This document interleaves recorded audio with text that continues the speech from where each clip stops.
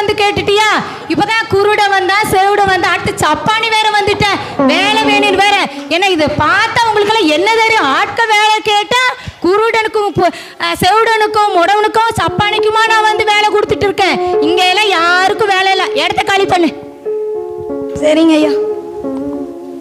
காலையில இருந்து யாரும் வேலைக்கு வருவாங்கன்னு பார்த்தா ஒருத்தன் குருட வேலைக்கு வரான், ஒருத்தன் செவிட வேலைக்கு வரான், ஒருத்தன் சப்பானி வரான். இன்னைக்கு பொழுதே போச்சு. இந்த போர்டும் வேண்டாம் ஒன்றும் வேண்டாம். நம்ம இடத்த காலி பண்ணிட்டு நாளைக்கு பார்த்துக்கலாம்.